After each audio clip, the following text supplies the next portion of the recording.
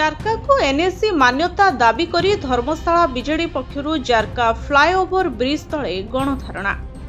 पूर्व सरकार जारका को एनएसी घोषणा करबा एवं एबेरो डबल इंजिन सरकार रे मान्यतारु वंचित करबा को नै आज धर्मशाला बीजेडी पक्षरु जारका ठारे गणधारणा अनुष्ठित होइछे। धर्मशाला बीजेडी विरोधी नेता प्रणव बलवंत राय नेतृत्व में एही गणधारणा रे बहु बीजेडी नेता एवं कर्मी जोग देइथिले। वर्तमान सरकार को पातर अंतर नीति उपरे बर्षिथिले। सबु दृष्टिकोणरू पूर्व सरकार समय रे विचार करी जारका को एनएसी मान्यता देइथिले।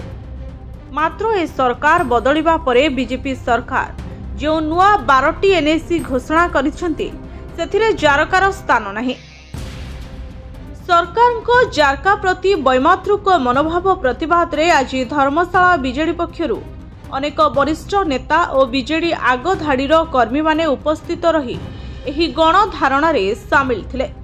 जदि आगामी दिन रे सरकार जारका को एनएसी घोषणा न करते तेबे आगामी दिन रे एही आंदोलन आगुक आहुरी जोरदार हेबो बोली बीजेडी पक्षरु चेतावनी दिया जायछे। गोटे सरकार थिला कथारे लोक कामरे विश्वास करूला आ गोटे सरकार को ओडिसावासी दायित्व देइछन्ती कथा अधिकार मान करूछन्ती काम करूछन्ती लोकन को भुआ मिलेगा रे राष्ट्रीय देइछन्ती माने गोटे कथा सबले जेतबले जो प्रतिश्रुति देइछन्ती किछि काम करूनांती ये ओडिसा सरकार।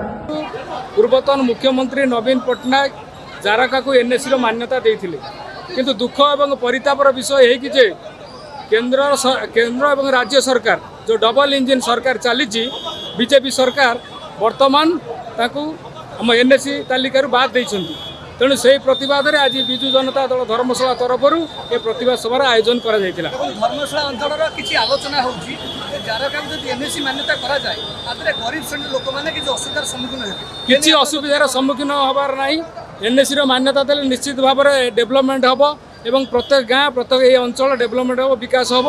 तेणु जो मैंने डिंडिम पीड़ुंट संपूर्ण मिथ्या अटे। जदि सरकार आपण प्रतिवाद सभा को न मानती और एनएसी मान्यता दाबी रे सामिल न करे तेबे आगे पदक कोन रहबो बीजेडी निश्चित भाव में विजु जनता दल आगामी दिन में तार आंदोलन जारी रखिबो एवं ये आंदोलन तीव्रतर हम।